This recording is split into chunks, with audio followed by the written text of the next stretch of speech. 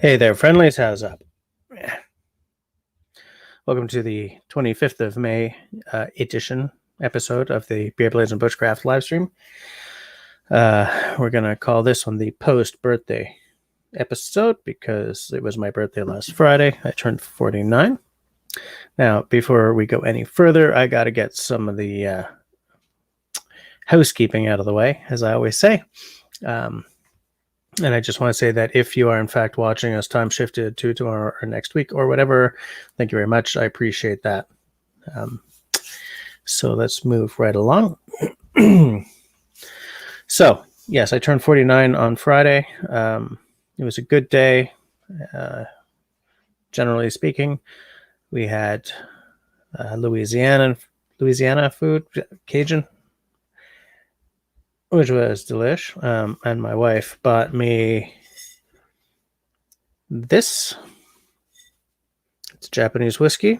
It's a grain whiskey, which I think it's corn, or mostly corn. And this, unlike several, Nika makes a coffee grain whiskey, and they make a coffee single malt or coffee malt. And this one satisfies the new rule in Japan for what it takes to be called a Japanese whiskey, and the the coffee malt one does not, because it still has some Scottish barley in there.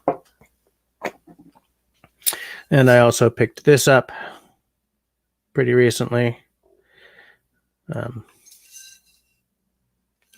This is okay. It's sort of a lot of sweet, not a typical Canadian sweet, like a typical Canadian whiskey sweet, because it's not synthetic tasting, but it's definitely corn. It's corn, barley, and wheat.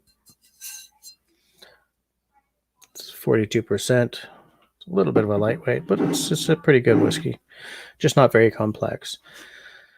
So who is with me? Mark, how's it going? And Simon so far. Nice to see you guys.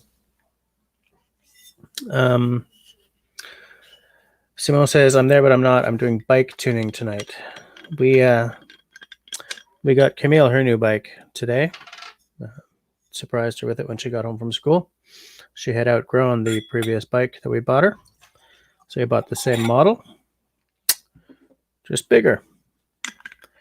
And she was pleased as punch, so we had to take a bike ride right away. Hey, Brandon. It's weird. I almost forgot it was Tuesday, too, because of the holiday. Yesterday, but I was like, oh, Jesse got a live stream tonight. Just adjusting my stuffs here. I don't feel that I have this properly positioned all the time. Let me know if that sounds any better. So how's it going, Brandon? What are you drinking tonight? Who's got a drink? Who's got a beverage? To whose health are we drinking? So the wife got me this whiskey for my birthday, and a gift card to Lee Valley, and I got some sweet dollars from my dad and stuff. So I bought, hold on, this, which should be arriving tomorrow. I'm very, very pleased because I've been looking at this set for years, and I think it's going to be really, really nice to have some nice dovetail saws. Well, some nice joinery saws. All of my saws so far have been free or almost free, missing tooth here and there. I've been, sharpening them up and using a saw set to get them back into working order. But it's going to be nice to just have some nice saws to work with.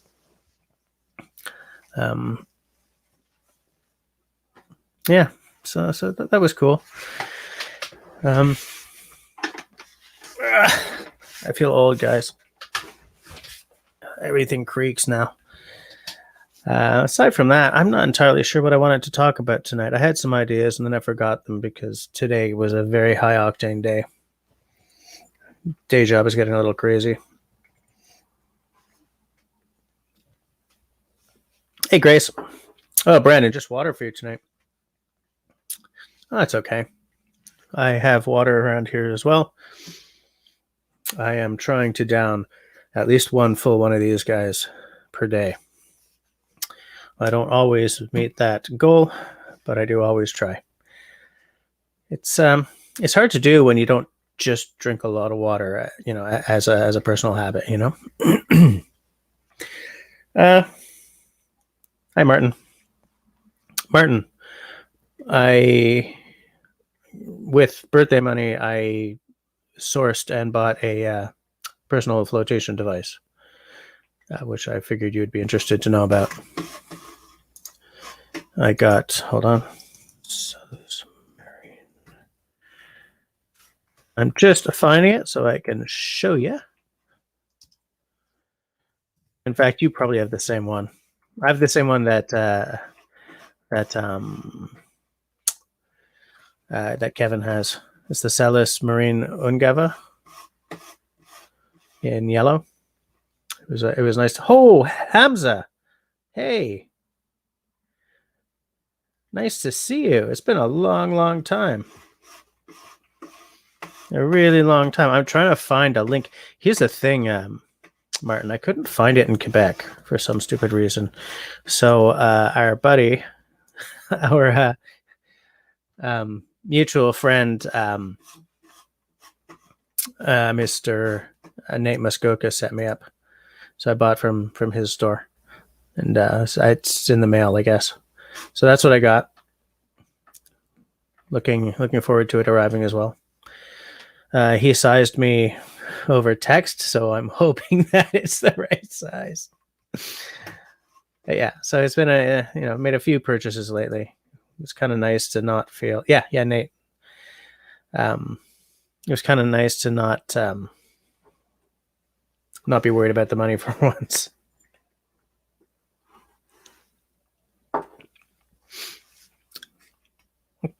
Oh, it's pretty good. But aside from that, not a whole lot going on. Oh, Martin, do you have a different model? This is pretty much the only one that I really know anything about. I know it's technically, hold on, I'll bring it back up. I think it might technically be more of a kayaking one, but Kevin said that, no, don't worry about it. The freedom of movement, because of the way it's blah, blah, blah, this stuff, whatever it's called, straps and stuff, is really good, even if you're a one-ended paddler. So, oh, yours is a Salis as well, but it's 20 years old. Yeah, I imagine that they last a long time if you don't just let them rot away. So that'll be coming at some point soon. Kayak PFDs are easier to paddle with. Yeah, that's what I'm hearing. So, Martin, did you miss at the beginning where I showed what my wife bought me for my birthday on Friday? Tasty. Kind of threw me for a loop when I first tasted it, because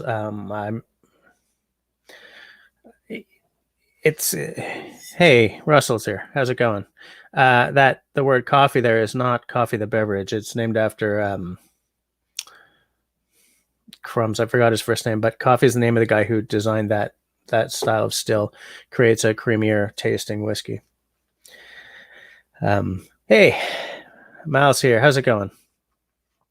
We got Russell, we got Mal, we got Grace, we got Martin, Simon, Mark. We got a good team here. I will try to drink this whiskey much more slowly, though. My wife is thinking of getting one of those stand-up paddle boards for up at the lake where her mom lives. She thinks that, Camille and her friends, Camille and her cousin might enjoy such a thing. And the thing about that lake is that it is shallow forever. Like, it's just shallow. So it goes up to knee height, then it goes up to thigh height, but you can just keep on marching.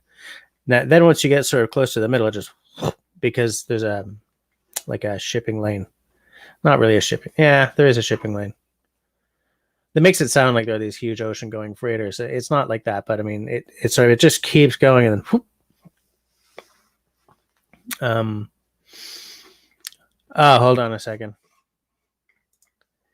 I'm actually not feeling so good. I got the V this morning, then had the dentist appointment. I'm hella tired and hurting right now. You know, it's funny, Mel, because when I got my shot, it just curb stomped me. I was out of commission for 48 hours. And this week, the day before my birthday, so on Thursday, I went because I had broken a tooth. And so I had a dentist appointment. And he kept freezing me, and I kept feeling the drill. And it took forever. And by the time it was done, he was sweaty. I was sweaty. The dental hygienist was like, I got the vapors. I mean, I wasn't loud about it, but he knew that I was feeling it. And he's like,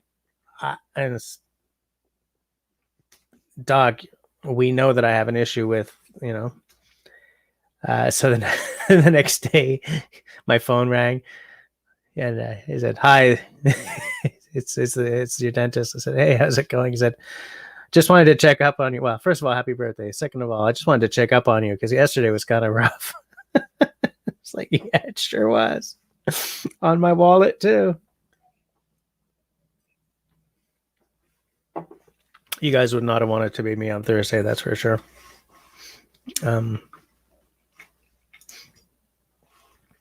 Martin wants to try stand-up paddleboarding this summer for the first time. Yeah, I've never tried it either.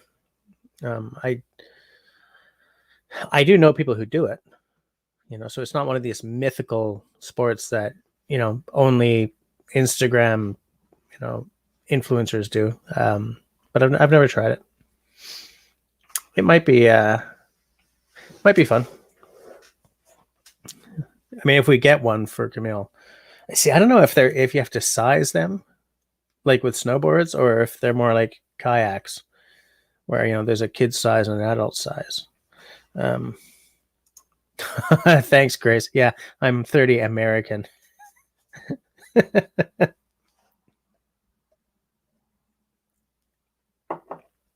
I got to save up and buy myself something special for my 50th next year. Salut LT, comment ça va? Est-ce que tu as un whisky avec toi ce soir? Moi, j'ai deux, mais je pense que je vais rester avec un. J'ai un japonais. Puis j'ai ça. But I'm not sure if I'm trying to sort of slow down on the whiskey because it really kicks the pocketbook when you don't have like 1 or 2 drams every couple of nights kind of thing. You have a friend who is really into stand-up paddleboarding, and she even goes backcountry camping that way. That is interesting. Yeah. That is very interesting. Backcountry camping that way. Can you pile stuff up and hope it doesn't flip? Ah, man, Mal. Yeah. Crumbs. Okay. Yeah, my job is just aching from for 2 hours. Hey, Hike.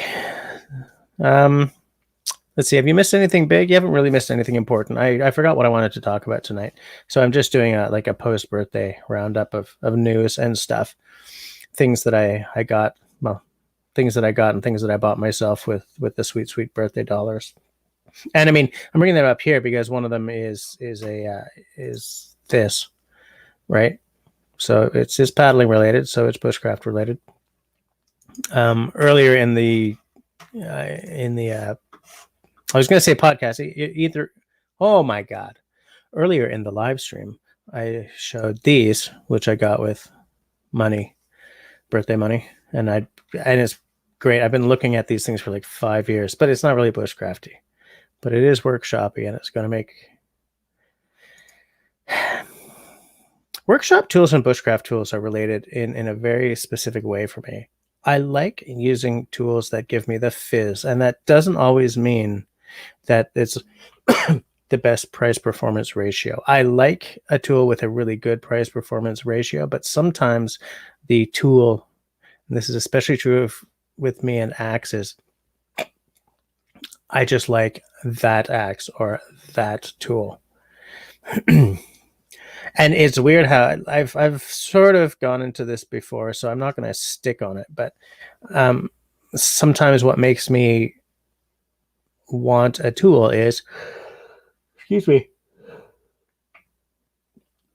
my taste in axes, I will absolutely admit, was influenced by Ray Mears, right? He's the guy who made the Gransfors small forest axe like the quintessential bushcraft axe. And that is true no matter how many council tools I have or how many Husqvarna this or chopper ones or whatever I have or you have or anyone else does. The fact is Gransfors is in the terrific position it's in right now in a large part, maybe not like 50-50 or anything, but because Ray Mears made the small forest axe at least look like the quintessential bushcraft axe. And the fact is, it's a beautiful piece of engineering. It's a great axe. It is terrific in the hand. You don't need to be like a big beefy lumberjack to use it. It's a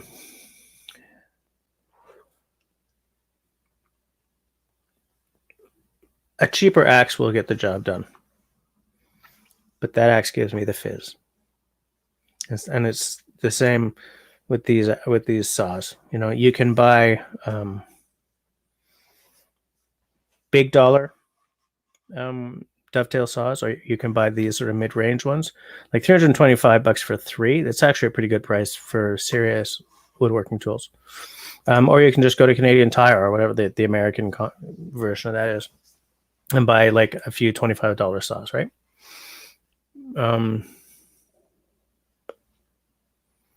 Just seeing if I've missed anyone here.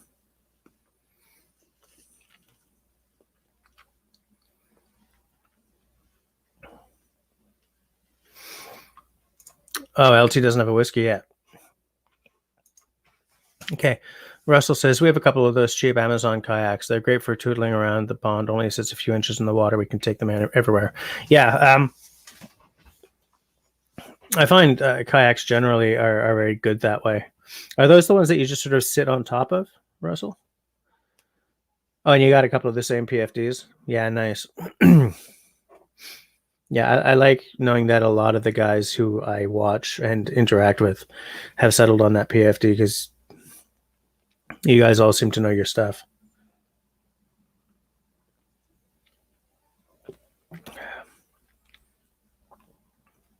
When I first opened this bottle, it really threw me. But I've been working with it over the weekend, and I'm really coming around. I'm really starting to like it. I'm detecting what I'm supposed to be detecting in it. Yeah, I like it. And this is, for a Japanese whiskey, this is affordable. For a Japanese whiskey, my other one, my Yoichi single malt, is also affordable. It's like $92 Canadian or something.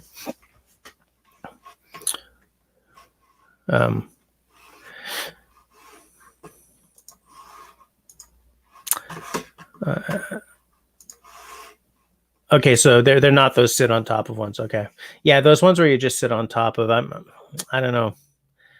I'm ambivalent about those. I'm a little ambivalent about kayaks on many levels, just because I've got a bit of a claustrophobia issue, and I feel that trying to get into them feels a little constricting. But as I got used to kayaking, because a few years, I used to do a fair amount of kayaking. We would rent a couple of kayaks down on the canal or whatever. And as I got used to that form of boat, I kind of got over that. But I feel that it just seems more secure to me to sit inside a kayak than just sort of plop yourself on top of one. And I know that they've probably engineered the sit on top ones, whatever they're called, so that they're fairly secure. But I just keep thinking, you're going to be shoot, and just go shoot right off the kayak. It's a stupid thing, but that's what they look like to me. Hey, Serge is here.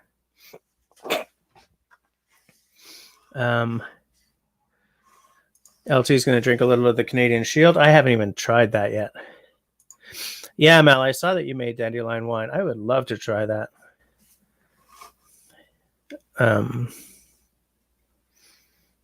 Yeah, Martin approves. Yeah, I've never tried dandelion wine. And the beauty of the dandelion, they're like 100% edible. You just rip them out of. I mean, I don't want to eat anything that was growing on my front lawn. That whole theory that you shouldn't eat anything or consume anything that was growing within 100 feet of traffic. I mean, I live on a fairly busy boulevard, so I won't be diving into my own dandelion crop or anything, but I would like to try dandelion wine at some point. Oh, Mark says that to sit on top kayaks force you into a terrible and inefficient posture. Okay, that's interesting. Hike says he prefers canoes. I also prefer canoes. I just have a lot more experience with kayaks at this point. Sorry, I thought my wife was pinging me there.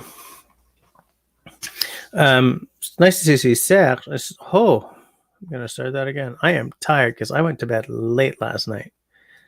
I was doing stuff at my computer and totally lost track of time. So I've been feeling kind of dopey all day. Nice to see Serge here. He's been busy at electrician school. I've been keeping up to date via his Facebook messages. Whoops. Sorry, the whole thing shifted just as I was clicking. Oh no. About the dandelion wine, Mal says, I still have a month to wait. It might be totally scrapped while the tea was steeping 3 days. Jude had the bright idea to step in the bucket and play. Oh no.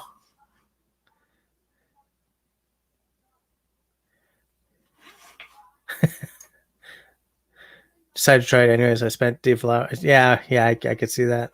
Russell says, doing stuff at your computer. I like doing stuff. I was, you know what? I'm not even going to. I was playing a video game. Yep, I was playing a video game. And I was like, I'm just going to play a half hour. And it's a really good game.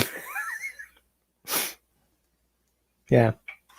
Mal, I do want to mention one thing that deflowering in English is kind of a maybe not the best word to pick. Russell wants to know which game I was playing. There's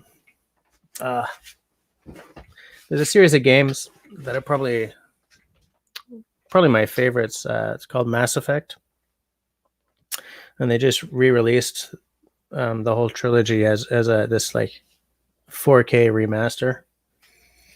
So of course I bought that.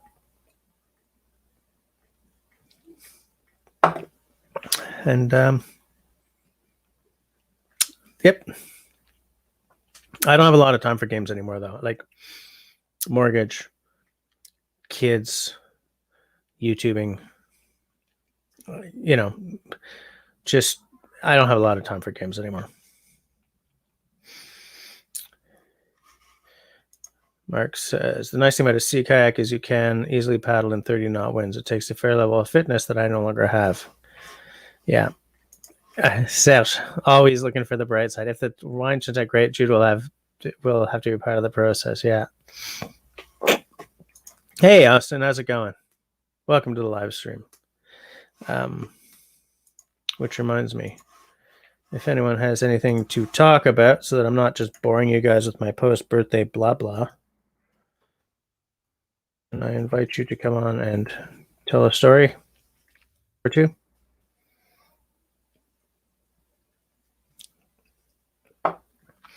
Now, one thing that I definitely have to look into, there are two things I want to look into. I want to get sized for a paddle at some point, maybe this year. It's like I don't even bother making rock solid plans anymore. But at some point, I'd like to be sized for a paddle. And I want to start dehydrating food, sort of getting used to the process and getting it dialed in so that I can dehydrate some nice meals. Like no that I'm not just over or under dehydrating and ruining stuff. So I'm going to look back through. I know that Martin's got some stuff on that. I'm pretty sure he does. So I'm going to go look at his back catalog. I'm sure I saw something about that. Oh, hold on a second.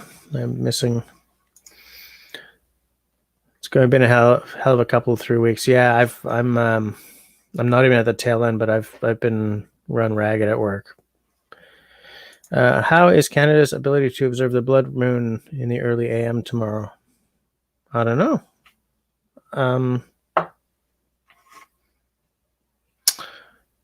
Right, because you're in Florida, so the amount of Earth surface between you and where I am up here is noticeable. But I don't know, it should be okay, but I didn't really pay much attention to it. I was too busy being sort of buried under work and stuff.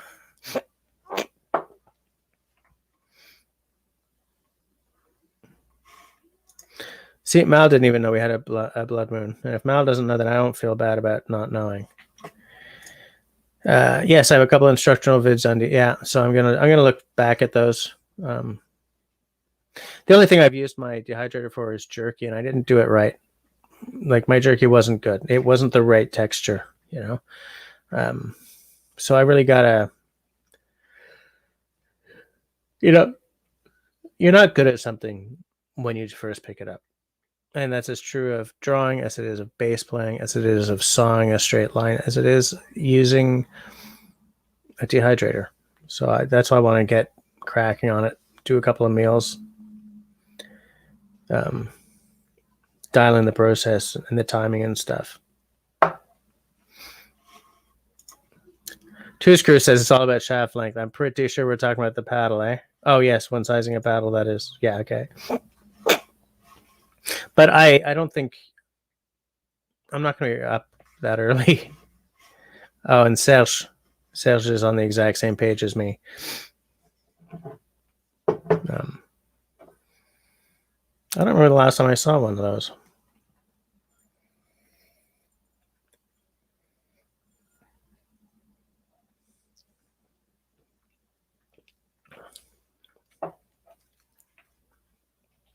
Whiskey isn't like beer. You don't chug whiskey. You don't down it. If you want to get the full effect, you drink it slowly, small sips. You roll them around on your tongue, or you do the chew thing. My wife got me some cool beers as well, but I forgot to crack one out. Crack one out? Does that make any sense at all?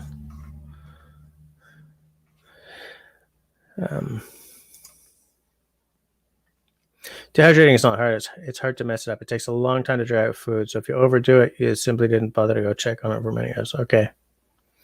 Yeah, I'm excited to try. I'm just not sure what to start with.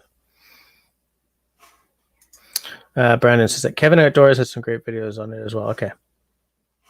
And of course, Russell pops in with, it's not the size of the paddle, it's how deep you get it into the pond. You get it in the pond.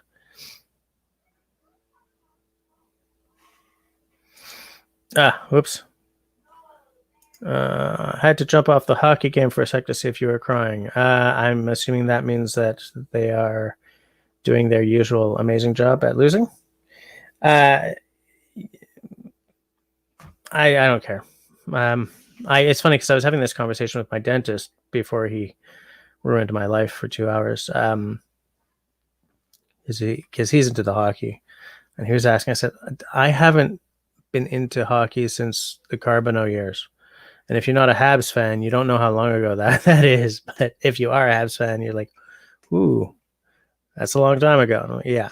Because to me, when I think it was Fox or someone wanted to change the puck orange so it would show up better on TV or something, I just gave up. I said, okay, no, it's just a Hollywood game now. So I haven't been paying attention to it for like 20 years. Geez, maybe even longer than that. Tenenbaum is into hockey. But I don't know, you're not a Leafs fan, are you, Baum? Hi, by the way. Hey, Where's Outdoor Dauber tonight? And where did Simone go? Simone said he'd be in and out because he's tuning up a bike, but yeah, I don't know.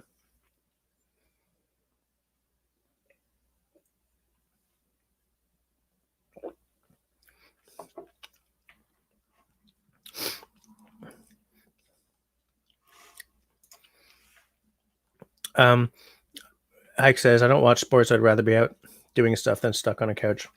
That's sort of become part of the factor for me as well. I almost never just sit down and watch something. YouTubes are great for having the computer on the counter while I'm doing the dishes or cooking or something.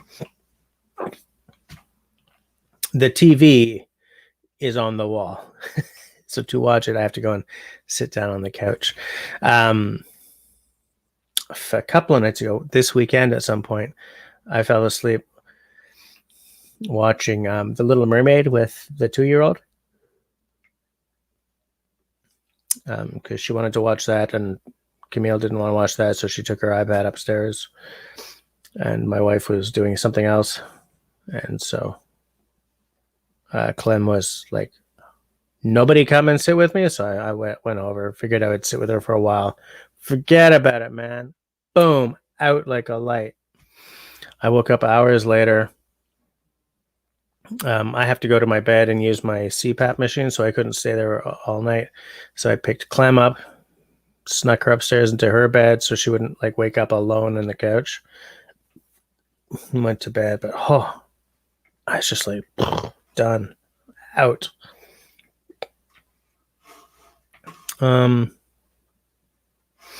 Tenenbaum says, my father worked for the team in the late 70s. That's the Leafs, I think.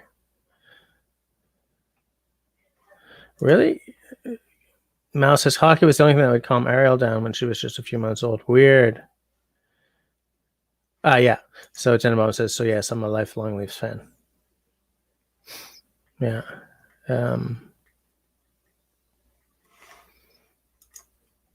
Yeah, so you know the pain of the Habs fan, yeah. Hike, I'm very into the World Cup. I don't tend to watch a lot of sports at all. I do like rugby, specifically the New Zealand All Blacks. I think that's a terrific team. I got into them when I used to live with a Kiwi, and I love the World Cup.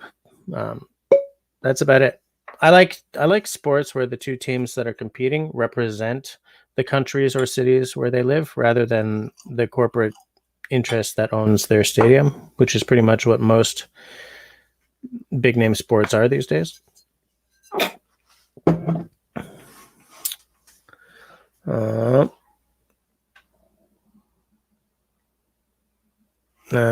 Hey, Going Green Mom, how's it going? Welcome to the live stream. Raspberry Rock. Russell says, I watch sports bloopers on YouTube. There is a certain amount of magic to be had there, isn't there? Mal says her high school had a rugby team. Mine did not. Mine had a basketball team.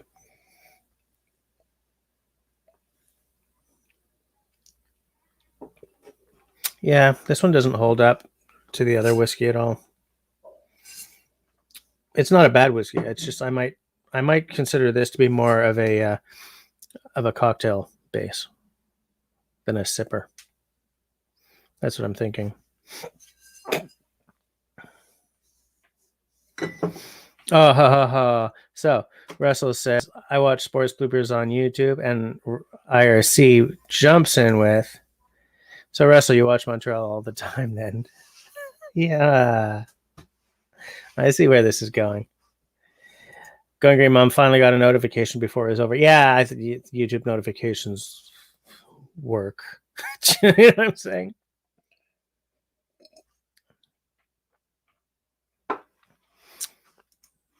Hold on. So how come nobody's coming on to chit chat a little bit? I'll just post that again. The thing is, guys, yeah, exactly. I was like, burn. Absolutely. I got a good sense of humor about stuff. I got a good sense of humor. Okay. But yeah, if I'm the only one talking here, folks, then it's going to get boring pretty quick. Because I'm kind of running out of birthday anecdotes to tell. And, you know, it's weird because I had something else I wanted to talk about, but these days I got a mind like a steel sieve. I totally spaced what I wanted to talk about tonight. Yes, Mal, thank you for saying that. Oh,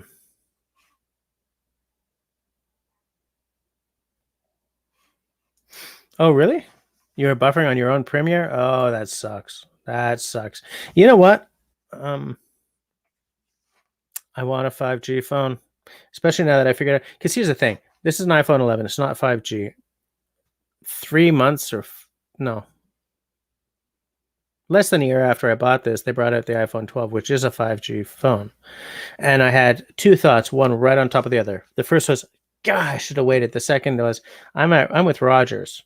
When they bring out a 5G service, it's going to cost the moon, so I'm not going to be able to afford it anyway. But what I didn't realize is that my service, whatever it's called in English, you know, your service agreement, your whatever, you know, you get talk and text and so gigs per month. Your plan, whew, nice save, Jesse. My plan is a 5G plan. So now I want a 5G phone again, purely because then I can, I generally don't care, but I have tried live streaming on my phone and it's just Buffersville, right? I would like to untether from this desk on occasion. Not all the time, because it's really clumsy to be trying to keep up on the side chat on this tiny screen and blah, right? But it would be nice to live stream from a campfire on occasion. So maybe next year I'll swap up my phone. I mean, as everyone knows, I got 5G when I got vaccinated, but it's just not working. It's just not working the way I wanted it to.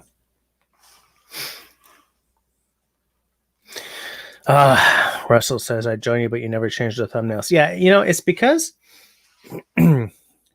life just keeps getting away from me. Like, if I don't have an interview or a panel discussion coming up that I have been hustling for, then I just forget. And then it's like Tuesday night, and I'm like, oh, cripes. I got to get onto my computer tonight. And so I don't know what I would use as a thumbnail for one of these directionless live streams.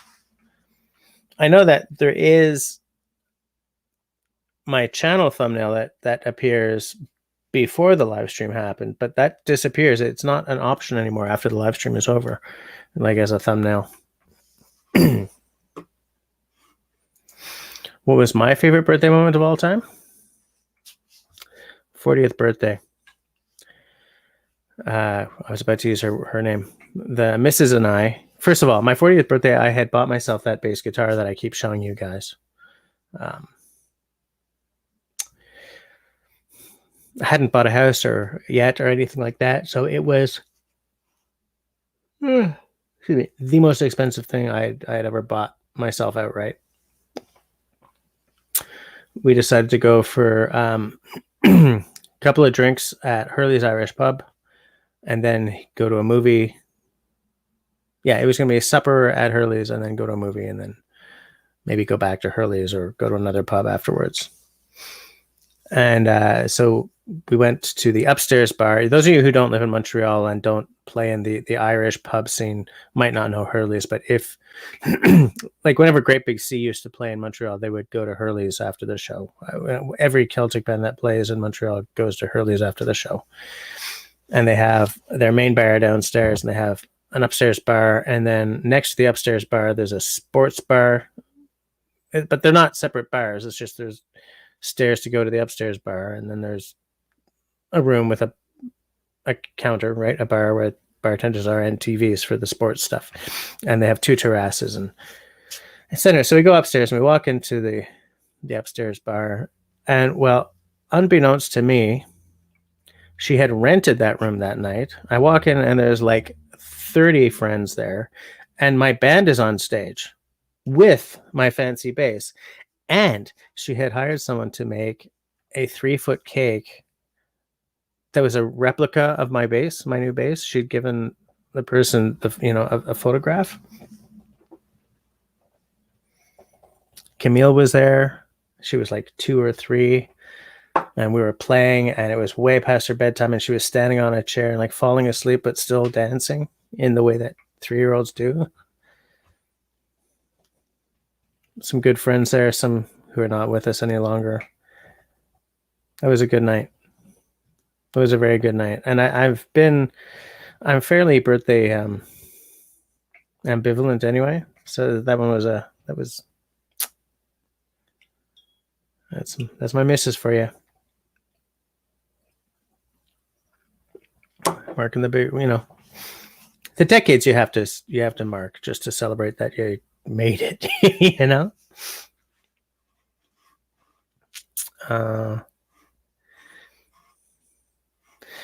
Russell says, I talk all day at work, so the last thing I want to do is talk when I get home. You're such a brat, Russell. Oh my gosh. Yeah, a contract or plan or whatever, yeah. Oh, LT got a 5G phone. Nice. Right? Thank you. Going Green Mom says Campfire Live would be cool. Yeah, man. I would love. It's not a freedom that I would take advantage of all the time, because in a very real sense, this is ideal live stream setup, right? I got a screen here. I got a screen there. I got a mic here. I got a camera there. That camera got to be replaced, but I'm just sitting here and reaching for a bottle of whiskey on occasion, or maybe I'll show a knife or whatever. But I think the ability to be sitting at a campfire or up at the lake or something and just, hey there, friendlies, how's up? Welcome to an impromptu live stream without it being nothing but buffering. So attractive to me,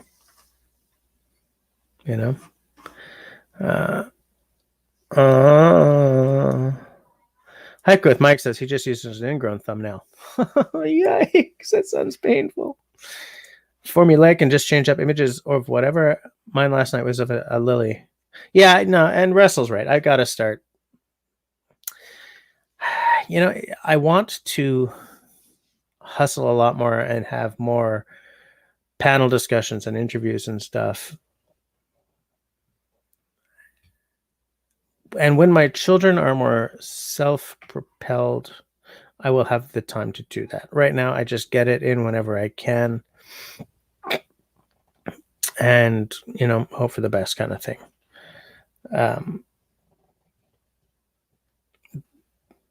My wife works very long hours, so I will usually work a full day, and then I am essentially single dadding until like right before the live stream. So I have a massive time problem. But when that sort of calms down, I fully intend to make these live streams really something a lot more often. And that part of that is keeping on top of the thumbnails,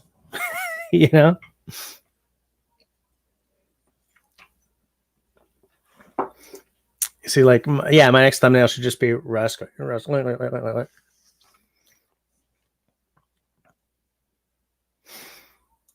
LT might come on in a little minute. Going Green Mom agrees with me about Hike with Mike's comment. Am I really late here? All right, Martin's out. All right. Have a good one, Mr. Martin. See you soon. When my PFD arrives, I'll probably be like video calling you immediately because I'll be so crazy about it. Yeah, that birthday was the stuff of legend. I keep trying to come up with something to pay it back when she hits 40, Mal says she has the same birthday as her dad. It's pretty special every year. My mom was born on her dad's birthday. And Dad, comment va? Hey, comment ça va? Tout va bien. Better by the glass. Yeah, I just finished mine, so I got to be light on it because tomorrow working at the new job, not new job site. So Okay. So you got to be on your best. yeah. Yeah. So Uh, what's new not a besides whole lot. getting two pulls? Yeah, not a whole lot. I just want to point out Mal said, no wait, sorry. Going Green Mom said, "How old are your kids?" I have one who's 9. She's the one who shows up in a lot of my videos. That's Camille, and then Clemence is 2 and almost 2.5 Already? already. Terrible twos, man. Holy crap! Holy crap! Yeah. I'm more in the terrible 20s now with Yeah. Marty. Oh Yeah. yeah. Good night, Mal. Everyone say good night to Mal. Always nice to have her around. So, did you say you have got a couple of new knives to show? Yeah, went around town and found a couple new. Okay. So I bought these. That one. What is that? Hold on. I'm gonna solo you. That didn't work. Hold on. It's I made fun of myself. Boom. There we go. Yeah, Oh, okay. It's a dollar store knife yeah. from And Dollarama. surprisingly enough, it's not that bad. I've not tested it, but construction wise, it's aluminum scales. Um, I think it's made by one of those like San Renu or Yeah. those Chinese factory that do the good stuff. Okay. So $4 knife. All But right. of course, it's not the best knife I bought. But I found another one, which is a nice little one. Oh, that's a cute little guy. Yeah, that's also a $4 knife from Camp. Yeah. Dollar Store. Yeah, and I think there's a third variety. Someone in a knife group I'm in Quebec um, went to, but that's not the main deal. I was pulling them out of the boxes. So LT, look what Hike with Mike just said. Oh, their terrible 20s makes the teen years seem like heaven. Their terrible 20s are driving me crazy right now. Great. I'm so happy to see that. yeah, I must be a lucky dad because not so bad. One is married, Mm-hmm. got a kid, got a house in the last month. In the last month. Well, he didn't get married in the last month, but made the kid in the last year, got the house in a month, started looking for it and got the house Nice. before the market exploded. So I got 4 new knife. I'm gonna start with the smallest one of them all. Wait, I'm gonna solo you again. Okay. Trying to give you a good. It's a Rough Riders. Just a one blade? Yeah, just a one blade stiletto. Mm-hmm. I bought it from a guy in Laval that does knives as a living. Okay. So this one is a ram horn bone. Was it expensive? No, they were all. I paid basically $80 for the 4 of them, so $20 Okay. each. Some of them are small, some of them are larger. So not a bad knife. I just wanted to have more classical style knife. I'm kind of looking for one too because I still want to do that series of videos, like starting with a Nesmith trio. Mm-hmm. Oh yeah, that's a cute little guy. Is that a buffalo horn? It says from the it's a Rough Rider again, but it's the name is buckshot bone. So Okay. it's a horn, but which one I'm not sure. Okay. So it's very small though, like it's Yeah, that's tiny. yeah, and it's locked back. Lock back. Okay. Yeah. Yeah. From the same series, I missed and I was too slow. Okay, for the third one, I got this one. Yeah, that's like the Nesmic Trio knife. Yeah, Bausman double blade. Yeah. I'm trying to put both of them in the screen, but kind of too close. Here you go. So basically, it's opposing blades Yeah. instead of opening all in the same direction. Yeah. So lock back again, individual lock backs. Yeah. So basically, that's made for if you go through the edge of your first blade, you have a second blade continuing. Right. That's third. And the fourth is again a Rough Rider from the Tobacco Road model. It's a classic again. Oh yeah. It's Nice. a horn, but which one? Not sure. Okay. And it's engraved Tobacco Road. So with both style of blades, which is nice. So I just wanted to. Well, I didn't want to buy any more, but you know how it is. I know exactly how it is. I'm that way with bottles of whiskey. Yeah, well, I've seen your channel. That's pretty interesting.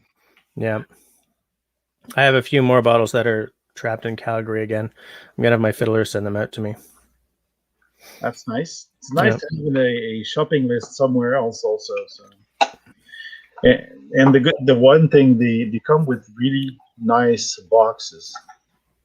Oh yeah, it's nice. Yeah. Two things. Going Green Mom says you got to get through the terrific teen years first. I'm expecting Camille to be a tempestuous teen, to put it mildly. Russell says I like knife talk. And my first knife was a real cheap Rambo knockoff. I had one of those. It was kind of like a big buck knife knockoff, I guess. You know, the clip point, and like the handle was metal with inlay of like some faux native beadwork. It was. Anyway, I gave it away. I did a giveaway. It was like, you know, cheesy knife. You know, I don't love it, but you might. I'm not sure if I've shown you one of my first knife. When I went to cadets, my father gave me one of those utility multi-function knife. Have you ever seen it? Yours? No, but I've seen those before. Oh no, I don't think you've seen that. It's similar to that. Gotta find it first. Sorry, okay. Jumped off screen. Right. Hey, Chrissy does gardening and stuff. How's it going? Oh yeah. Welcome. Nice to see you in the side chat. You've seen my first knife, the IXL. Yeah, but I don't know if everyone here has. Okay. Yeah. IXL, Worthington, Sheffield, England. Very common in Canada, those blades. Okay. Yeah. Mine has been abused. Very soft steel, but full flat grind and a Bowie style. I think it's one of the first. IXL is one of the first Bowie style makers. Then came the Bowies that we know. Okay. But my camp knife is a cheapo knife. It's made in Japan, and it's a you know, those fork spoon knife, and everything. But mine has a special to it. I can separate the fork and the spoon. Well, basically the fork and the knife. Yeah, I get it. Yeah. So I have the knife on one side. Yeah. And the fork on the second side. Nice. Most of them are cut together. Yep. There's a leather punch. There's a huge can opener. That's for sure. Holy crap. Yeah, it's big. It's like a full inch with the bottle opener underneath. Yeah. And I just want to point out, Russell says LT has samurai swords. Yeah, there are reproductions. A little sharp. I can show them if you wish. It's some of the If Russell wants to see him, then show him. okay. Russell, if you want to see him, let us know. So yeah, it's the collection has grown again. Mm-hmm. Trying to keep up. It's always kind of growing. Your collection's always kind of growing, though, right? Yeah, I tend not to sell anything. Mm-hmm. So the toolbox is getting fuller and fuller. Yeah. I haven't made a review video yet on some of the. Hey, Ian the Weblord's here. How's it going? He says Russell put the credit card away. Yeah, because Russell bought a knife during one of Russell. Was it on one of your live streams or one of mine where you bought the knife? Where you bought the Groman? It was the last time I was on. No, that's when he was getting it the second time, I think, because he had canceled his previous order. What you got there? That's a NN. What? NN. It's a Chinese knife. Chinese, yeah. Yeah, it's 8CR13 MOV, but these company were doing MOV 8CR13 440C pretty good. So the edge is pretty good. I've been working on it in my shop with it. So installing the pool with it. Yeah, okay. Cutting everything and basically I wear them for a while, then I put them aside and wear another one, and then once I'm finished with it or I do a review, then I put them in the trunk and take another cycle bunch. into another. Yeah, it's funny. My next door neighbor is a knife guy. He has a lot of super custom, $1,200 knife kind of thing. But because of COVID, he has had to sort of take a break. Yeah. But yeah, because he's also part of a knife group and stuff. And he must be in Knife Quebec. I might even have to talk with him.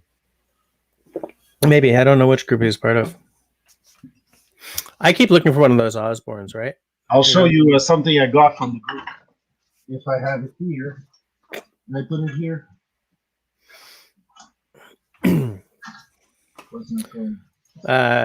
While he's doing that, Cruci, yeah, things are all right here. Things are pretty good. Yeah, we had a long weekend. I don't know. Does the States have a long weekend as well? Like, is there a holiday that meshes with our Victoria Day? What do you got? Hold on, I'll solo you. Couteau Quebec. Oh, is that like a challenge coin for the? Yes, for the group, from the group. Okay. So many challenge coins in this world now. Oh yeah, I got plenty. Yeah, like I don't even know what they're for. Well, they used to be a token of appreciation you received. So basically, you were like in the military. It's a military thing, but a lot. And it's either a souvenir from your ships or a departing gift or ship or your place, or it's a token of appreciation. So you did something that was remarkable for some of the higher ranks, and he came and thanked you about it. And as he shake your hand, he was giving you his coin. Okay. So that's the way the tradition is. And then the habit started, and everybody made coins for any reason. So I have coins from my old units that I have one coin I have still to buy is the commemorative Van Dues coin. Basically, has all the battle honor on it. So I was waiting for the ketchup in the Citadel to reopen. So right. So it's a memento from your old posting, things like that. So yeah, okay. So now it's more like a collectibles, but it's still used in that manner to commanding officers from units or command will have their own challenge coin and will give them to people. Either you did something for them or you escorted them and they like what you did, so they'll do the favor of giving you a coin. So okay. Does Russell want me to I haven't seen his answer. He says he wants to see you cut water bottles in half. I think that means he wants to see the. I don't think these are good for that. No. No, he's kidding. It means he wants to see the swords. I'll pull out then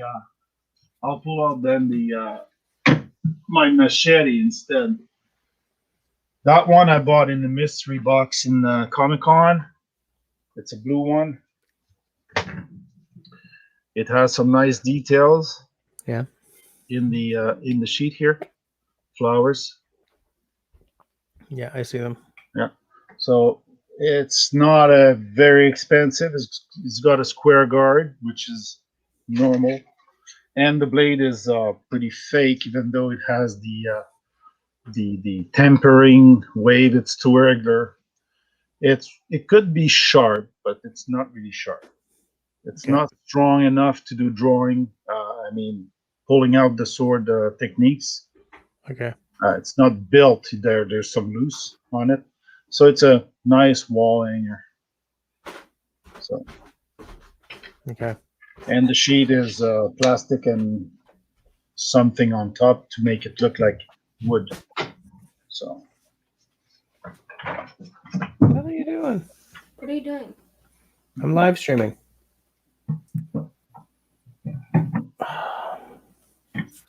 Hold on, folks. Hi, Camille. LT says hi. That's 15 minutes, then I want you in bed. I'm fine. Okay.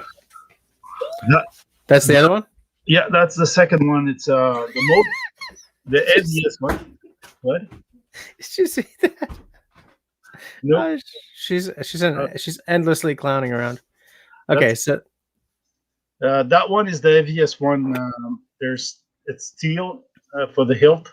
Okay. And the guard is flame-like, dragon-like. Yeah, okay. Yeah. It's nice, nice Celtic. I got that from an uncle of my wife that was getting rid of his stuff. So it's a repro. It's a little more solid than the other one. Mm-hmm.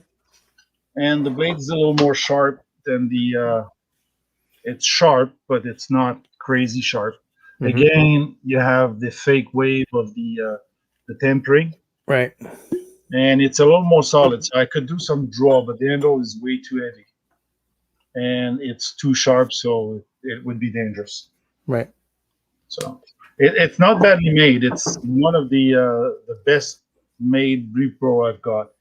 I'm still tempted to order eventually a high toe one. A high toe is a blunt, but made as close to a samurai sword as it is. So, yeah, I like samurai sword a lot. Okay. Well, I like cutting things a lot. So you like sharps. Period. Oh yeah. Period. Yeah. So if I could invest in a real samurai sword, I would. It's way too expensive. That's money. Hey, do you ever watch what the hell's that channel called? You know Ricky Tran's channel? He does mostly like Japanese kitchen knives and stuff, but he recently got into samurai swords. What the hell's his channel called? No clue. Rats. And since I like Japanese sword, well, I bought myself. Well, my daughter bought me some guard tsuba. One that's clean. That's the guard of the sword. So if you get a sword that has a texture tsuba like this one, if you're doing Ido and you're drawing a lot of the sword, your knuckle tend to scrape along the texture, and you want one that's plain. From China. Surprisingly enough, about $20-$30 worth of steel, the steel alloy. So I bought them as a decoration for my wall there. Okay. So here's what I'm talking about. Perfection. Ricky does mostly like kitchen knives, Japanese kitchen knives, but he's got, well, okay, that's a tuna knife. Yeah. But he's recently gotten into katakanas. And I watch him because that's helped me to, through watching him, my sharpening has become much, much better for kitchen knives. And I've taken that into my bushcraft knives as well. Like some of the skills are portable. Okay. Yeah. Sharpening is something I haven't done very much of it. I barely keep my blades sharp. Okay. I'm changing my ADC knife. I'm changing it every week, so don't necessarily need to keep up the edge too much. And I don't use them, so I don't have to go to full size sharpening. So I just touch them up and put them in the trunk, and then pull another one. So, but I am due for some sharpening of some of the knife. My Just X and Fro, and they've been used a bit. So. Right. By the way, I just put the link if anyone else wants to come on and talk about knives or fire starting or bushcraft or there's Robin. Oh man, I stink at knife sharpening, he says. Well, the channel I was just showing is an excellent channel for learning from, Rob. You know what? Why don't I actually just grab the URL for Perfection and drop it so that anyone who's interested. It's also just a really good channel. He's got a lot more money than I do, though. Like, holy crap. And in fact, like, his channel does so well that he now has a signature knife from a big name Japanese knife maker, but like not a factory, like a workshop. So it's actually people making the knives. Well, yeah, I've been watching woodworking channel. I've done. You might have. If you look at my Instagram a bit, Jesse. Yep. Mm-hmm. You've seen the shop furniture I made. Yep. So I just basically plywood. And just plywood, yeah. Yeah, and just try myself at joining those two together with biscuits and a little crooked for the first one. Second one's better. Yeah, I did a better job. So I did some. One of the shelf is dovetail, basically going straight into the edge of the plywood.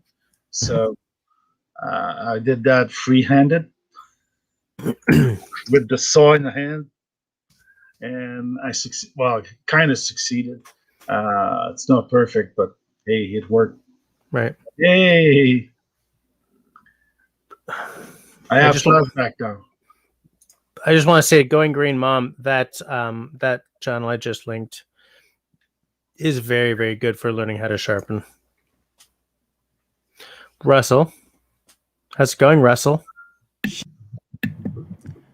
My mic button sometimes works and sometimes doesn't. Can you hear me? Yep. Sure can. Yeah. Good.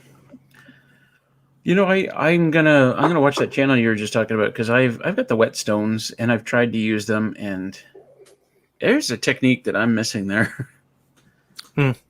It's so much fine work you have to do with that. The angle also, kitchen knife are very sharp angles. Compared to bushcraft knife, so it's very difficult. And you usually have a very flat blade, but very tiny edge, and that tiny edge is hard to reproduce. Even with a guided rod system, I've tried my kitchen knife with that. Oh, the Lansky system. Yeah, the Lansky. Mine is Lansky. It could be anyone. And I have the two. I can't make it work. Well, for the kitchen knife, I'm better going straight into a stone and freehand. I freehand my kitchen knives. I did a video on this, which Russell didn't watch because he doesn't watch any of my stuff. But I did a video on this like a year or two ago. It's already a year. Maybe it's not. I don't know. I don't think so. Tenenbaum! Nice to see your face on my live stream. Hello, hello. How's it going? Pretty good. How are you? I'm hanging in. Now you're getting a crowd, so I could pull out because tomorrow is going to come early. Oh yeah. All right. Well, thanks for No. coming on, LT, and showing those pretty knives. It's not going to be every week, though. That's okay. My budget's going to be blown shortly. Right. All I have to do is go to Chicoutimi or go back to your place, Camouflage in Montreal. Mm-hmm. They do have a selection of knife now. They have CVV, which is a Chinese company, but it's iron hand. Right. So you might want to drop by one day and check them out. They've got Benchmade, your one you wanted. Was it the 940? The Griptilian, or one of the variant of the Griptilians. They've got the mini. They're still expensive though, but Yeah, they're. Oh Jesus. but they do have them on hand, so you can check them out. Mm. So it's a new store in Montreal, so Okay. it has knives. So If I ever have time to leave my house, I will go and check it out. yeah, same here. Yeah. So have a good All right. evening. I'm gonna pull out. So Okay. Good night. good night. He's still here. Oh, Yep. there he is. No. It takes a while to do anything on the interwebs. Isn't it always a little bit awkward? Somebody says goodbye and they're trying to figure out how to disconnect and you're sitting there going, you still here? Yeah. Yeah. Sorry, LT, I'm not making fun of you. I'm just, in general, I think it's funny. Yeah. Don't take it personal. Russell makes fun of everyone. And by everyone, I mean me over and over So, again. yeah, let's talk about XN Bomb here. Yeah. So, Tenenbaum, what's going on? Take a close look. Not much. The spring semester is winding down. My teaching duties are over, so I am available Nice. to hang out with you. How's the weather in Sweden right now? Or is it It has hot? been cold and rainy to the point that people are complaining because they love complaining about the weather here. Not nice. I feel that in some ways Swedes are just Canadians with a cooler accent, because man, Canadians talk about the weather like nobody's business. You know? Well, that whole sort of Midwest Minnesota thing, I think that's really Norwegian Swedish. That's just been translated and brought over by a mass migration in the 1800s. Right. So, Fair so point. yeah, there's something to that for sure. Mm-hmm. Yeah. Let's see. How much of my earlier tonight did you miss? I did. My attention was focused on the Toronto Montreal game, so I probably about. Wait, it was Toronto Montreal. Did anyone score anything? I'm sorry to say the Habs were shut out. The final score was Really? 4-0. 4-0 to the.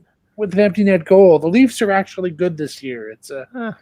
It's unusual, but it Hell happens half frozen over. occasionally. Yeah, something like that. Very unusual. Yeah. Okay. So Going Green Mom says that a year ago I was making lots of cocktails and knots. Was that a year ago? The time is completely frozen in COVID time. There's no the time no longer exists. Yesterday, a month ago, a year ago, it's all. God. Going The Green only- Mom, man, on the ball. I didn't know that. The only way I know that the seasons are moving is that the days are now incredibly long here. So Right. it must be summer.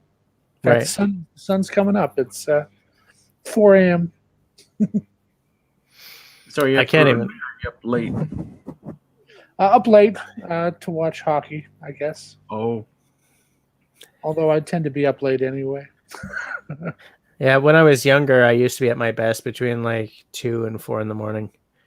I'd have my drawing table up and I'd be painting and listening to Leonard Cohen.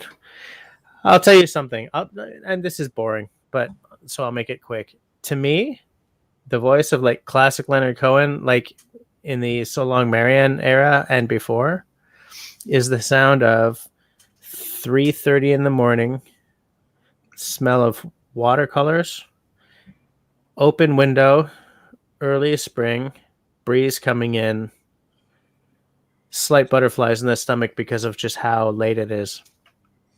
that's Leonard Cohen to me, because that's the context in which I heard him for so many years. The guy is a hell of a poet and a great ambassador for Montreal. Yeah. And it's funny, now that he's gone, in downtown Montreal, they painted him huge on a mural on the side of one of the hotels. And I kind of feel that he himself would have been mortified by that. Most likely. Yeah, I don't think he would have gone for that at all. No. He was very much into that sort of Buddhist humility thing. Mm-hmm. So. Yeah. Yeah.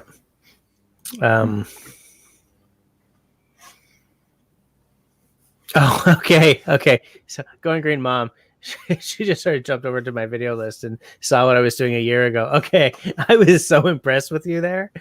I thought you actually watched my stuff. But does she know about your whiskey channel? I don't know how many people know about my whiskey channel. Russell doesn't care about my whiskey channel. I've heard that it exists. It's a very small channel. It's a very small, very expensive channel. No, I as much as I like to make fun of everybody and everything they do, I think that's a great idea to make a channel about something like that, because it's like now you actually got an excuse to drink your face off. I have said on many occasions that I can't afford to drink my face off with whiskey because it's. I need to start a beer drinking channel. Yeah, you may as well. Drinking beer again. Yeah. Same beer as last time. We're drinking Black Label or whatever it's called.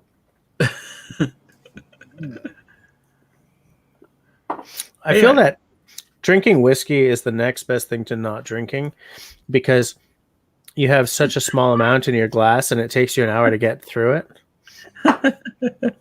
You pour yourself an ounce and you drink it for because you spend so much of your time just sniffing it, right? Yeah, whatever helps you rationalize that, sure. Caramel, butterscotch, vanilla, so that's American oak. I can rationalize beer because there's so much water in it. Yeah, it's almost like not drinking alcohol at all. It's extremely healthy. Yeah. Yeah.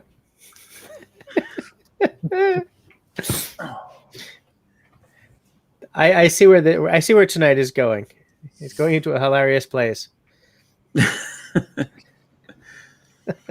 We're gonna help it get there. Yeah, baby. With all the power at our disposal.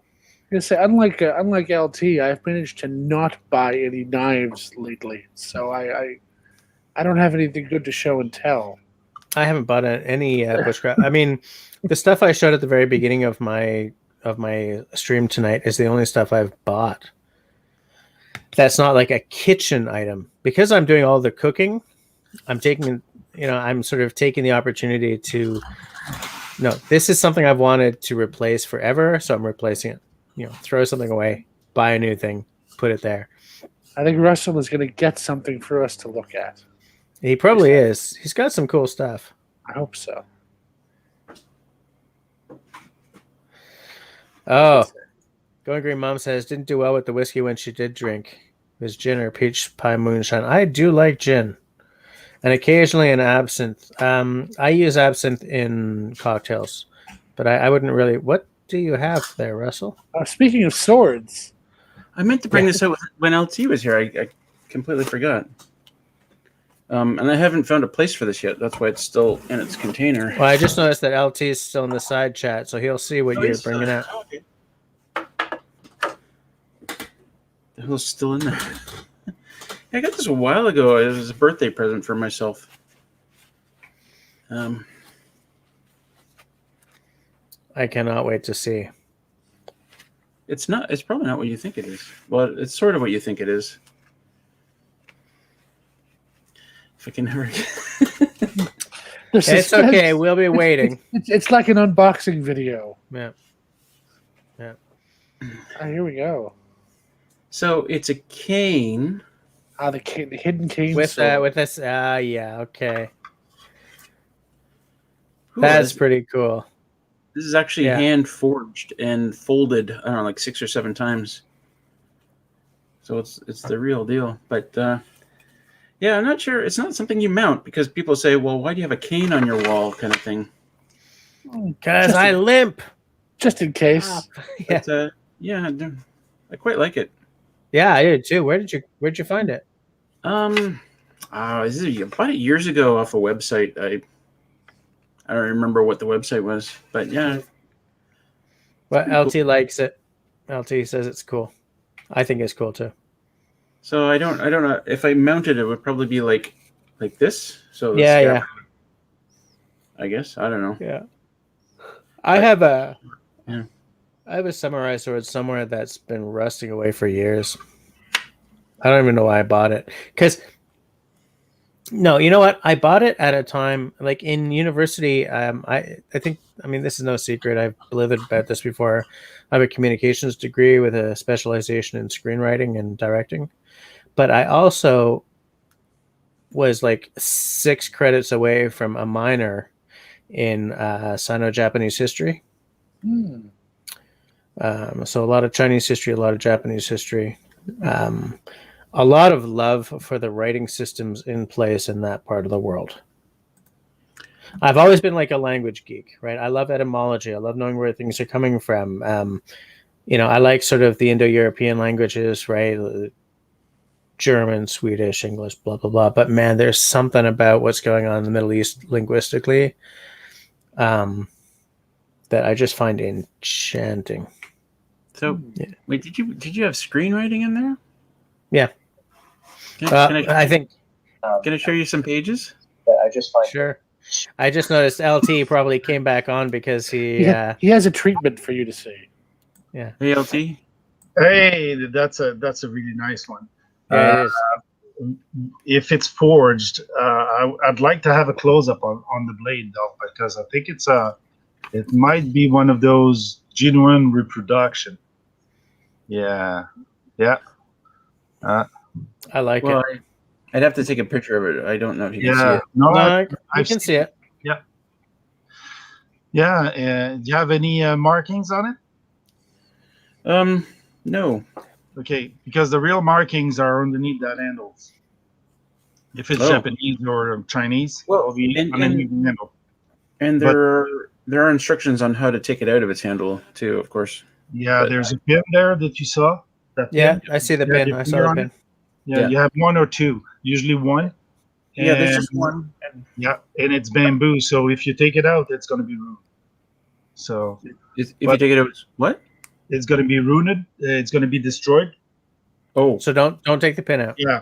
So that's one of the problems. You have to renew the pins, and the way you have it, it's pretty much straight. So it's a repro. And the way it's carried in the wooden box like that, it's the way they were giving the blades to somebody to mount it. So it's a transport case. Yes. In the Japanese way, it's a transport case for the blade.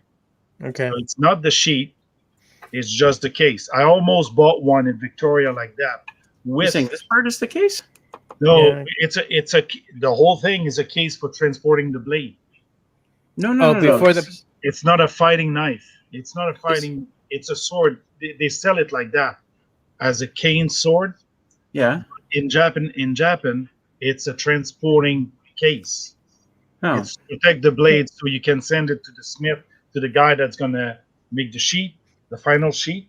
That is the best transportation case I have ever seen. Well, they usually do it in pine, and I almost bought one in Victoria with certificate of authenticity. It was like $200, and at that time I was like dead poor. Yeah. And I didn't buy it.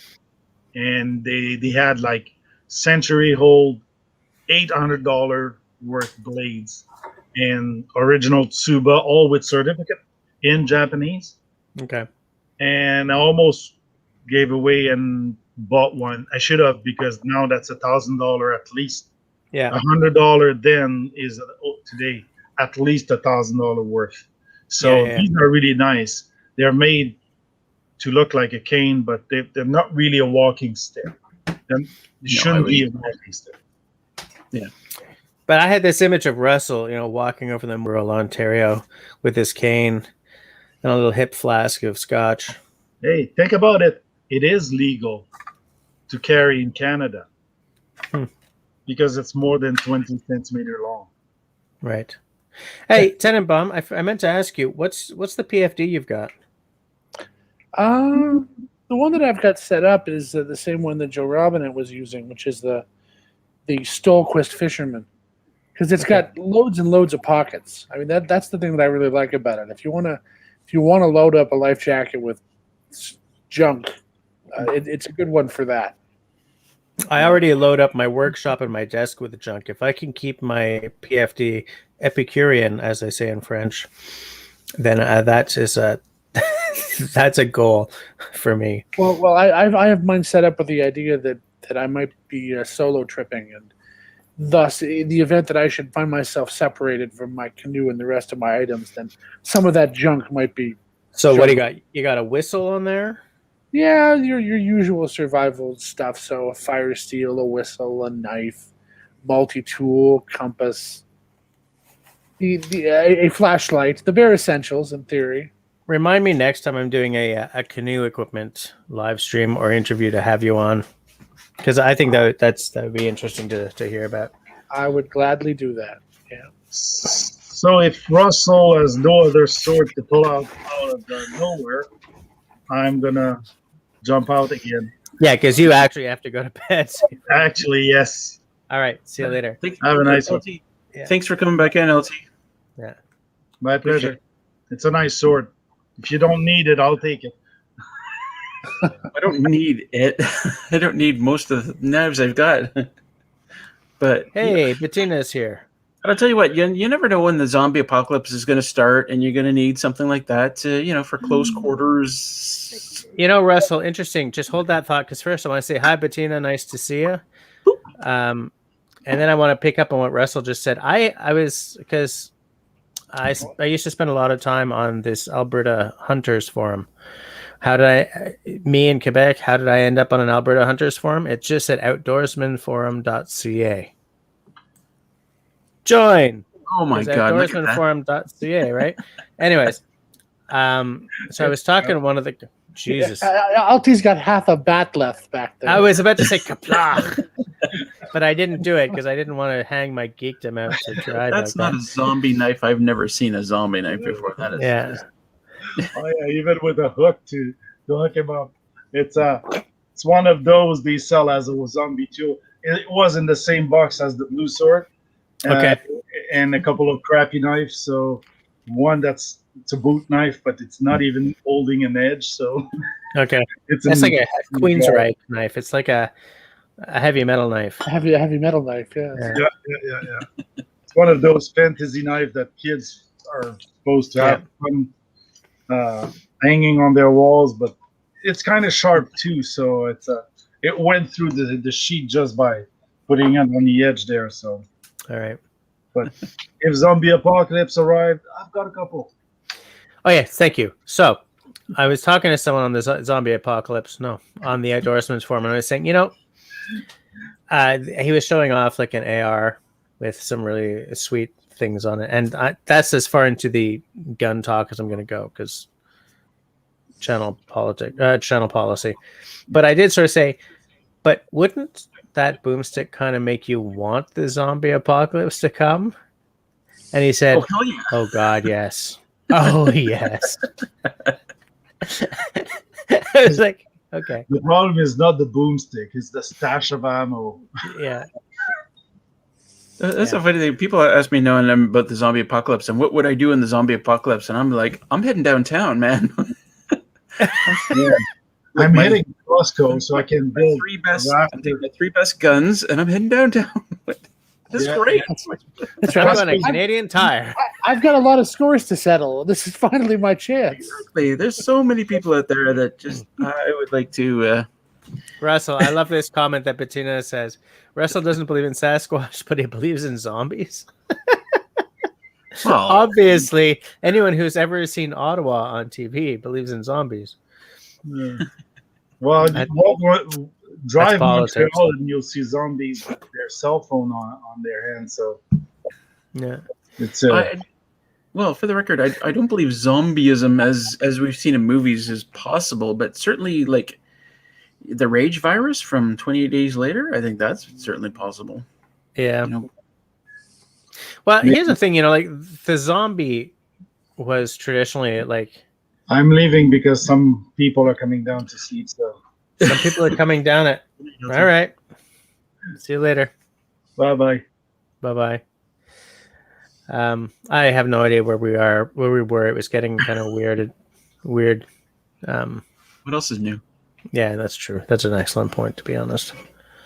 Can I have a little water? Sorry, you were talking about something. Wait. Yeah, but it was not important because I've forgotten what it was. It had to do with zombie apocalypse, and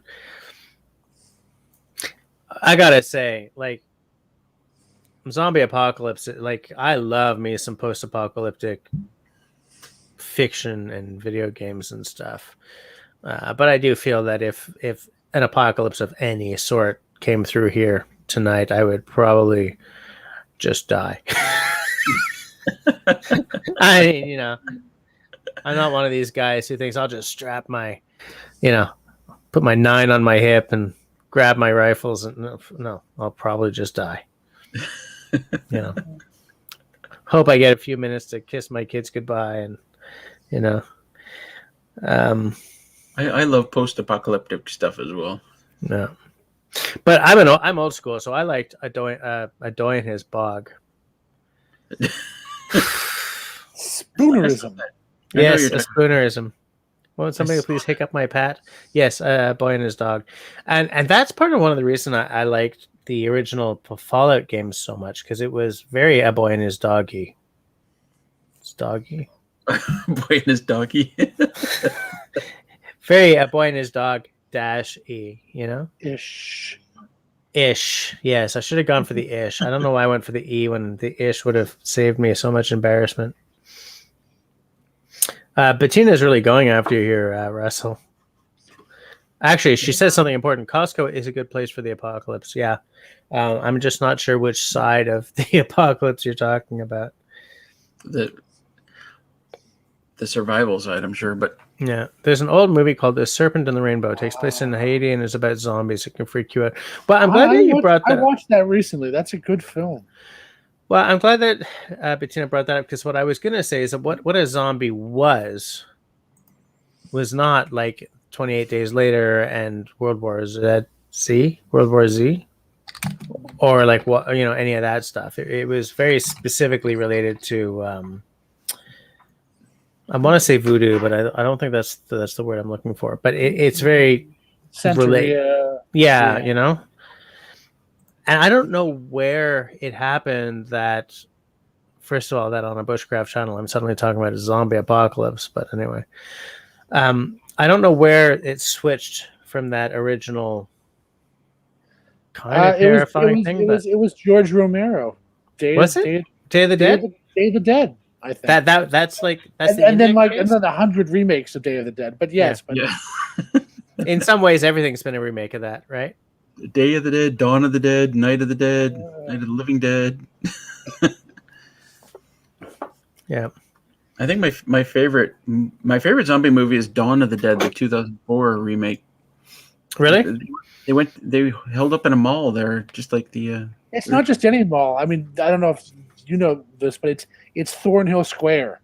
I did know that, yeah. Which is a crappy mall in North Toronto, near where I grew up. So for me, that the thing about that movie that's hilarious is that they have a Roots store in there, and right. Thornhill Square never had a Roots store because it's too shitty a mall for that kind of thing. And it was pretty much dead at that point. The mall was closed, right? Totally just derelict. Right. I mean, it had a Kmart as its anchor store at one point. Oh, nice. That's getting down there. And Kmart became Zellers, if I believe. That lasted about 6 months, I think. They've since blown it up, and now it's a bunch of lovely condominiums. So, okay, all's well that ends well there. Fair point.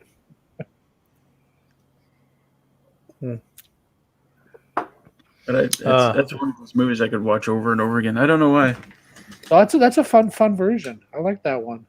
Yeah. They end up trying to set off in the water from Cherry Beach on Lake Ontario, as if Cherry Beach and Thornhill Square are like not 30 kilometers apart. Which is, Right. Well, I Oh, think that's that- Hollywood geography, right? I think the movie was supposed to be placed in the States somewhere, wasn't it? yeah, it's supposed to be in the Midwest in Illinois or something. So, yeah. Fair enough. Yeah, it was a fun one. I just watched a new one. I forget the title now, but it's something of the dead, and it's zombies in Las Vegas. Oh, I saw that. It's on Netflix. All right, But- I've seen half of it. Las Vegas is full of zombies. I've been Well, there. Well, they have other zombies in this, the fast zombies. Right. I can't stand it when it's like every movie or video game has got to be like, oh, we can't just have normal zombies. We got to have something different about them. Yeah, this one's a tank. That one's a hunter. I This love one's that. fast. That one leaps. Zombie still- plants, you have the Triffids. I've been playing that game every day. Left 4 Dead. Yeah. Come on, that's a classic. That's That's a great game. classic. My favorite zombie game. My favorite zombie game is Left 4 Dead 2 because they put some of the original Left 4 Dead into it, so you could, play those old characters but with the newer engine. Shut up, Jesse. This is a 10-year-old game. This isn't what the channel's about. I don't know that it's about anything in particular tonight. Not tonight. No, not tonight because I forgot what I originally wanted to discuss. Oh yes, I originally wanted to discuss whether or not I should have thumbnails on my live stream videos. Yes. There's Because I one don't want to see answer. my stupid ass in every single one of your thumbnails. It's okay because you don't show your stupid ass unless we've been drinking all night. No. Well, you know what I mean. Like you look at all your thumbnails for all your live streams, which is all you've been doing lately. It's my stupid face on there. Well, it's all I've been doing lately because I don't have a machine to edit on right now. Yeah. You know, Jesus, I almost just drove my What? knife into my leg. I was gonna say, what are you stabbing at? It's just my desk. And now we will play with sharp objects. Yeah. See, I put the sharps away once the alcohol comes out to play. I don't know why I said that way. That was terrible. You know what? I was watching a bit of a segue. I was watching a live stream one night. A barbecue friend, a friend who does barbecue videos. Bettina might know who it is. Barbecue Ian- videos? Yeah, That sounds epic. cooking. Yeah, videos. yeah. Anyway, small channel, but he and his wife are on there, and they're both drinking and getting drunk, and it was actually a lot of fun. I don't know, we got talking about guns, and I said, well, let's see your guns. And he's like, oh, yeah. So he brings down 2 pistols, and he's like, yeah, they're fully loaded. I'm like, holy shit, you guys have been drinking. Okay, put the guns away. Quick. It's like, no, let me show you. It'll be fine. That was one of my favorite live streams ever because they were talking about how their wedding was a bit strange and they never got a first dance and I'm like do it now, put on some music, do it now. They're like, okay. So they did their first wedding dance in the live stream. It was fun. Sounds Barbecue. like they need more you in their life, Russell. Actually, it doesn't? sounds like they're channeling Russell. Yeah, well, anybody who's had a few drinks starts to channel Russell. Excellent point.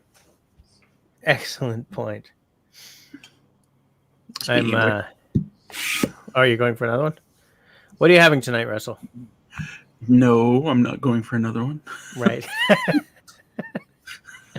I don't know, I get something in the fridge. It's just Budweiser. I drank all the good stuff last night. Oh, he didn't save any of the good stuff from my live stream. That's telling, Tenenbaum. That's telling. Man, it is getting bright outside your window. The sun's coming up, man. You can't stop it. Crumbs. Happens every day. Pretty much. But it's amazing how early it comes up there. And I'm all the way down south here at, 57 degrees. Wow. Yeah. Most of that country is very far north compared Yeah. to us. Amazing. Yeah. Bettina is keeping it up. Bettina and Going Green Mom are keeping the side chat like alive. Like here, Americans and their guns, pew pew sticks. Only a friendly comment, by the way.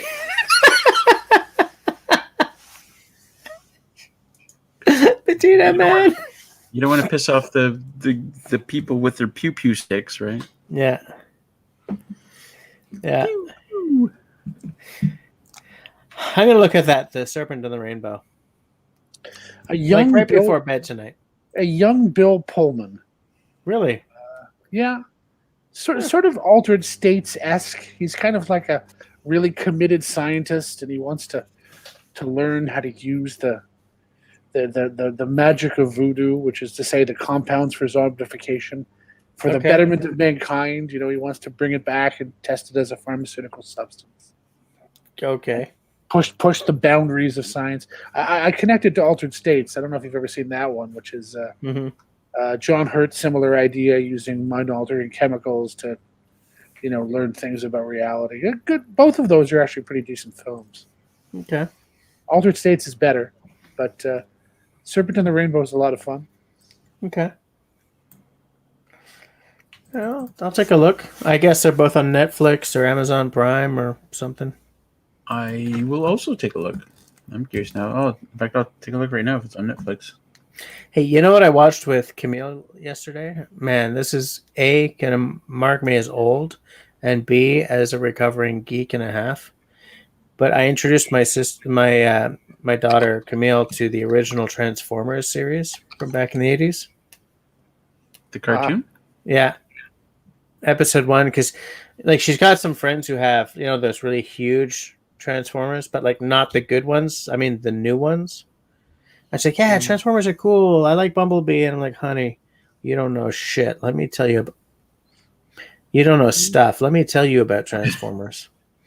So I showed her pictures of all the ones I used to have and and so we were talking. I said, but like her, all she knows about Transformers is those horrible what's his name, Michael Bay. The movies. Michael Bay films. Oh gosh. Where you drop Megan Fox into a scene and then he uses the camera like a tongue. You know what I'm saying? It's like So I said, no. This. Hold on. We're gonna fix this.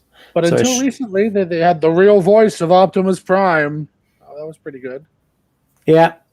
Well, because up until recently. Yeah, unfortunately, I think that guy is finally no longer alive. He did voiceovers for so many films. He was a very, very active guy in voiceover for Hollywood trailers. Okay. So when a guy would do a voice talking about a film, In a world. Yeah. that was the guy. And he voiced Optimus Prime and Two brothers. I saw very briefly, because I don't have the patience to watch the entire thing. I saw him at one of those panel discussions at one of those cons with the guy who did Megatron, and so they're just like two kind of old guys talking, and then he sort of jumped into the Optimus Prime voice, and then the other guy jumped into the Megatron voice. that must have been agonizing. That's a voice like a Joker voice, which would just hurt you to do. It does. Voice. It really does, and the Joker voice does too. But like, I have the patience for about 5 seconds of that kind of stuff, and then I click to another video, and like, 5 seconds of these guys, and then I click to a Ray Mears video, just sort of balance it out, kind of thing, Cleanse the palate. Cleanse the palate. Little bushcraft videos to cleanse the palate. Yeah. But yeah, speaking of which, just a brief aside, I'm really looking forward to buying the book by Paul Kirtley. Paul Kirtley's book. I'm very excited about that. I am going to buy that too. Don't think it will be out in Sweden for a while, but it will be. There's also another guy who's on YouTube now who's been working with Dave Canterbury. His name is Josh Enyart, and he goes by the gray-bearded Green Beret. He's also got a book coming out, and I'm looking forward to that one as well. He's got that sort of military survival perspective, but it's it's another perspective. It's an interesting one, and I mean, I think many people started with the SAS book. Yeah. So I think it's interesting stuff. I'm looking forward to reading it. But and maybe this is something I should save for an actual panel discussion video. Let me just pull this a little closer since I'm kicking back with my feet up on my desk here. Is the ex-military what? Is that sort of ex-military survival thing kind of overdone at this point, or not? I don't know. I think that the long-standing appeal is that they're professionals at being prepared. But I would like to point out that this guy right here is a brat.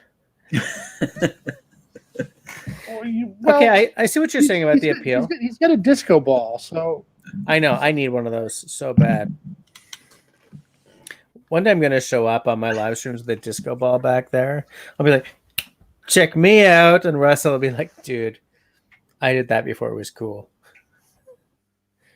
But I'm going to have a disco ball anyway. I'll be onto something else. And then be like, yeah, you'll be shit. moving on. That's right. You were the cutting edge. You see, we're all just trying to keep up. The problem with being cutting edge is you have to keep cutting.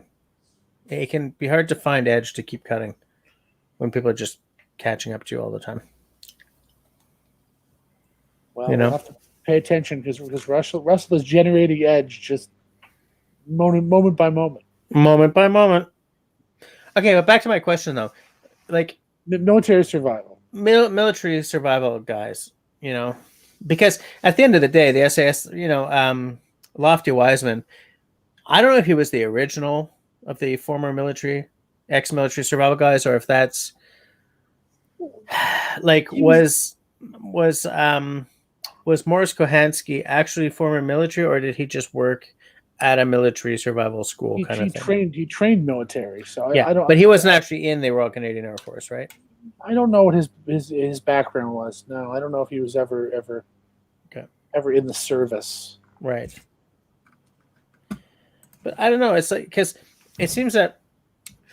But it's the same thing with Lars Falt. I mean, I thought he may have been conscripted like every Swede, but I don't think of him as a soldier, even though he's the guy who trains all the Swedish guys. Yeah, you think of him as a survival guy, a bushcraft guy, yeah,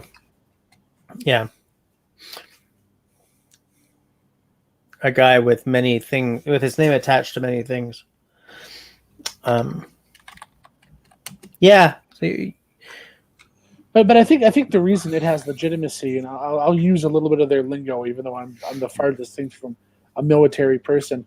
They prepare to operate in what they call austere environments, which is to say they have this expectation that there's going to be nothing there that'll help them, or it's not a place that's hard to be or hard to find resources. So they work really hard at preparing themselves for whatever that might be, and I think that's what people find appealing. That you take it from the point of view that you don't assume that anything's going to go your way. Yeah. So you're ready for whatever. That sounds like a good idea. Fair point. If you care about that sort of thing. I mean, yeah. Yeah, that's a fair point. I feel that, and at any point I'm willing to admit that my philosophy here makes no sense, okay? But I feel that, especially on like the prepper / survival side of things, there's a real interest in snapping on your camo and your AR, and so that side of things feeds the market for military or ex-military survivalists. And I'm speaking as someone who's more into bushcraft than survival, right? I go into the woods to enjoy myself. I'm not constantly like, okay, here's what I'm going to do. I'm going to plan my escape route from the town in case everything goes to hell. Now, I have a cache, not a freaking cache of goods under this log over here. And my escape route is to swim across the St. Lawrence River, hope that there's no current that day, go under a boat, over a fence, hit my cache, keep going, hit another cache, get my AR out. Hope that I don't have to use it that day, but I am ready. You know what I'm saying? Like there's a sort of a doomsday prepper, you know, like on the National Geographic channel. I mean, I think there's certainly an American flavor, and you know, if you're a Canadian, you get a lot of American media. So Yeah, that's true. that flavor is hard to avoid. If you go back to Lofty Wiseman and hit the SAS book, he has very little in it about it from that point of view. And he'll say, if you happen to have some bullets, then maybe you have gunpowder, and gunpowder is good for this. Yeah. But he never really says, well, you're going to have a weapon, and you're going to be able to use it to help you in this way. But for him, it's not. That book was never from that point of view, and he very much carefully wrote it for the public. You know, and for in the UK, you're probably not carrying a firearm. Yeah. That's not normal. So yeah, exactly. I just want to hold on. I just want to make a little nod towards the chat in the side chat here. Going Green Mom said, my kids were just a bit younger when I was introducing them to Sailor Moon. And Bettina says, my daughter used to watch Sailor Moon at lunch when she was in grade school. She is 31. Yeah. Which tells you Sailor Moon's been around for so freaking long. Well, we're talking about the Transformers. That's like 1982. Fair. 1983. You know, that's way back. Yeah. Yeah. I don't know that I ever watched it as a kid, but I was more interested in cooking, gardening, and painting shows. Fair point. Oh, and then Russell walks in. Was she in love with the Moonlight Knight? How do you know anything about this here? What? I had kids? Every time he threw that rose, swoon. I mean, come on. The Moonlight Knight was so handsome. He always showed up at just the right time. You know, just when the Sailor Moon girls are like, oh, what are we going to do? And this rose would go, whoosh, and like time would stop. And they're like, oh, the Moonlight Knight. Yeah. Fair enough. Simone pops back in to say, well, my bike is going straight to the shop tomorrow. There's too many parts to replace. Well, at least you tried. When I was a kid. Does he mean a motorcycle or No, he means a bike. I'm surprised. He seems like the kind of guy who could fix a bike to me. Yeah, but if the derailleur went kablooey, then you might have to replace that. I don't know. I don't know what he was working on. I think he's talking about a bicycle. I've never seen a motorbike at his place. Not like I've been there since, last March. I just think of Simone as incredibly handy. That's all. Well, we're all handy people. You and I do the paddling or bushcraft thing. Russell does the I'm not handy thing. He does the raising the pint to the mouth thing. You do that with a hand. That's handy. Well, he does have a functional off-grid home. That's impressive. He does have a functional off-grid home, and I do believe that he threw a fair amount of his own bloody work into that. Russell. Fair amount, yeah. Yeah, fair amount. So I think that counts as handy. I built a fence and a deck. It's not quite the same as an off-grid cabin, though, is it? Probably time to move on to a new topic. That sounded suspiciously like humility. So okay. I thought it sounded like putting me in my place. No. I mean, I'm not handy. We're talking about how handy we are. Let's move on. I don't think I'm handy. I just watch YouTube videos and go, oh, that's how you do that. Okay, I'm going to try it. Oh, shit, I screwed up. I'm going to try it again. Hey, you know what, though? YouTube videos are excellent for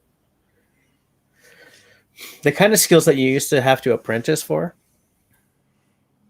Like, through YouTube videos, I now know the secret of how to saw straight with a handsaw.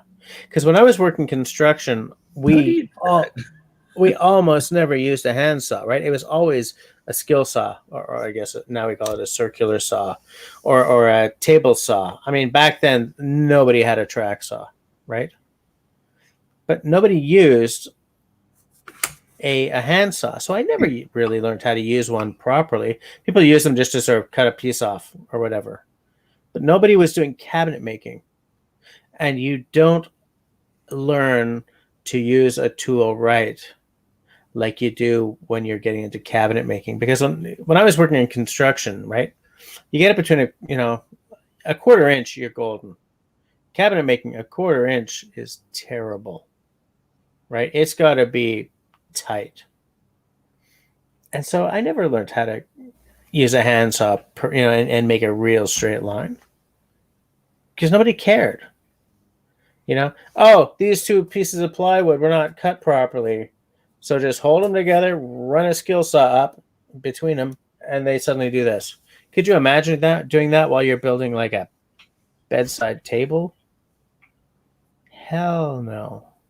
And then, of course, to take it to the other extreme, you're building a shelter in the woods. You chop a bunch of logs, like small logs, to about the same 6 or 7 foot length, and you're fine, right? Because you're just lashing everything together with withies or something anyway. What's Mark saying?